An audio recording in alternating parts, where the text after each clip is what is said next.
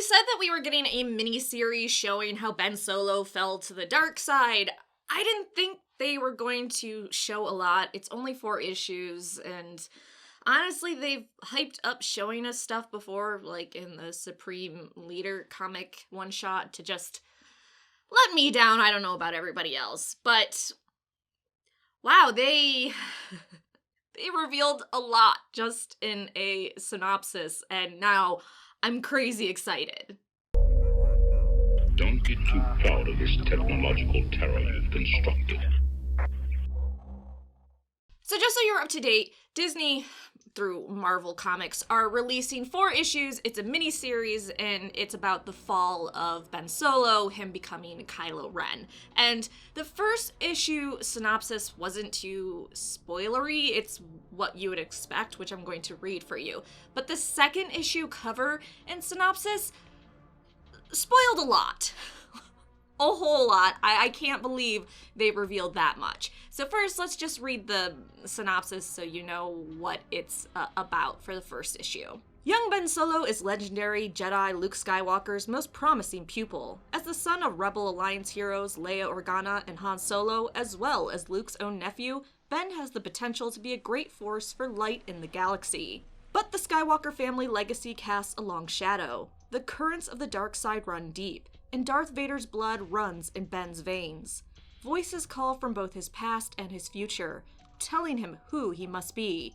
He will shatter, he will be reforged, his destiny will be revealed. Snoke awaits, the Knights of Ren await. Ben Solo's path to his true self begins here. So this first issue comes out December 18th, and if you're following release dates, that's the Wednesday before the premiere of The Rise of Skywalker. Now, the second issue is where things get crazy, and that doesn't come out until January, and I understand why, based on what's going to be included. So now I want to show you the cover for the second issue and read the little summary, and it's intense. Here we go. Snoke sinks his claws in. Young Ben Solo faces the Knights of Ren. With the new Jedi school in ruins and fellow students hot on his trail for the murder of their master, Ben Solo flees to the only friend he has left in the galaxy, a man named Snoke. But Snoke has plans for Ben, and ideas about the Force that are as dangerous as they are intriguing for the troubled young Jedi. If Ben wishes to be truly free, the answers might lie with the dark side, and with the Knights of Ren. But it won't be the first time he's tangled with the Knights. In the past, Jedi Master Luke Skywalker's journeys to the unknown regions and brings young Ben along for the mission. Can even Luke Skywalker stand against the fabled Knights of Ren?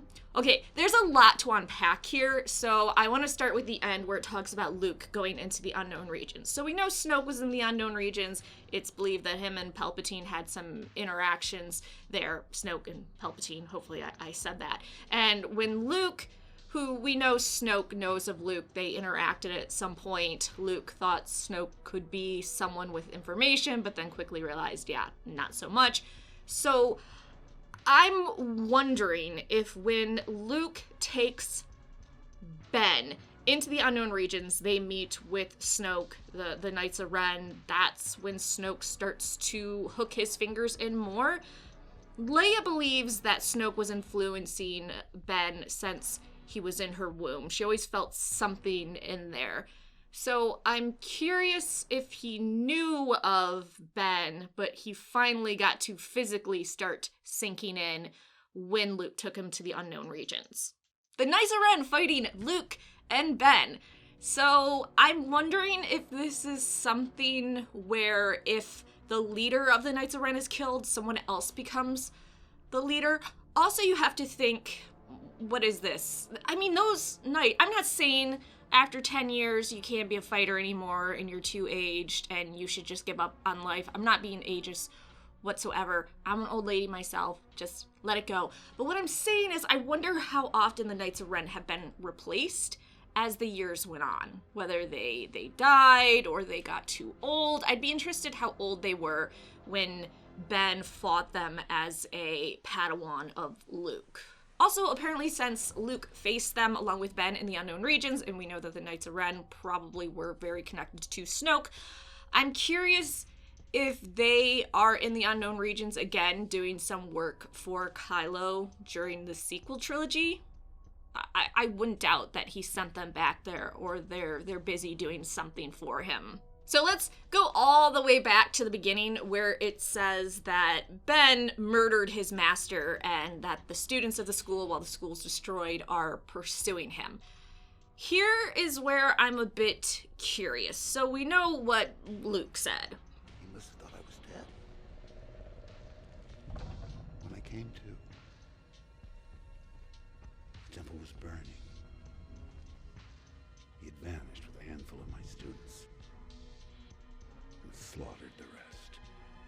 I'm curious if the students thought that Luke died. Obviously, Kylo thought he probably killed him too, and they attacked him, and Ben had no choice but to fight them off. So he didn't really murder Luke's students. It was in self-defense. I feel like that would change the narrative quite a bit for some people. Not everyone, of course. But if he tried to flee Luke in fear, believing...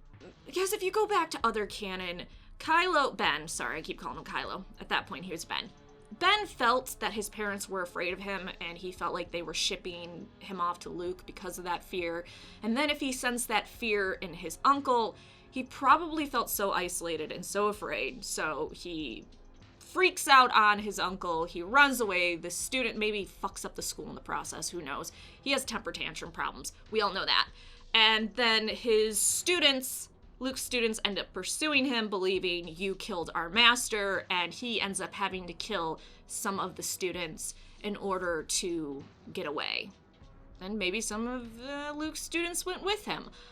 I'm not quite sure, but I know there was a theory for a while that some of Luke's students were the Knights of Ren, and this definitely disproves that, I feel. If that's your theory, though, you can totally hold on to it, and don't let me talk you out of it. You gotta have your own tinfoil. I have plenty of my own. So then, of course, from this summary, we see that Kylo ends up fleeing. He goes to Snoke, who is his only friend, who probably kept saying to him, hey, I understand these tendencies towards the dark side.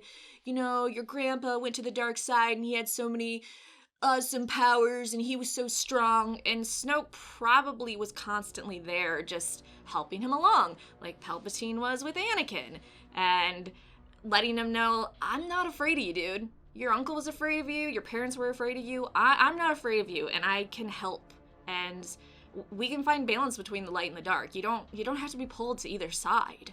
Which also goes into the canon that Snoke believed the next powerful Force users would be those that had the balance between light and dark, that they just weren't on one side, which is why he's like, fuck the Jedi, fuck the Sith.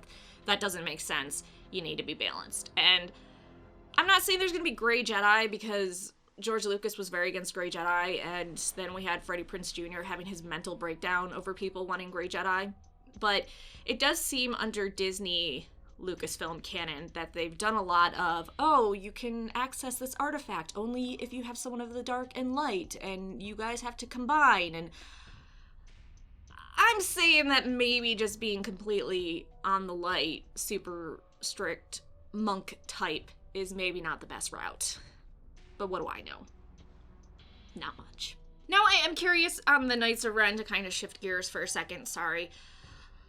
I do wonder if they answer to Palpatine, if Palpatine has been orchestrating everything and he was in control of Snoke, because I still believe in some respect Palpatine was allowing Snoke to do what he was doing because Palpatine wanted to rise back up and have his empire.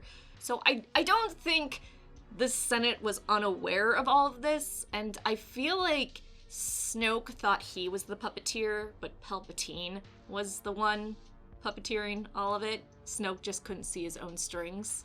I'm a little bit more excited for this miniseries now that we have that summary. I was excited for it, but I wasn't that jazzed after being let down by promises before of, oh, this is gonna be a great little series to give you more backstory to such and such, and it's always like, really? You didn't give that much, but Okay, but this seems so awesome, and I'm super excited. So let me know all your crazy theories about Kylo now, about what happened the night Luke's Jedi Temple was destroyed, whether you think the Knights of Ren have a thing where you kill the leader and then you become in charge, if you think Snoke was in charge of the Knights of Ren, but in reality Palpatine was pulling all the strings. I don't know. Let me know all your crazy theories in the comment section down below.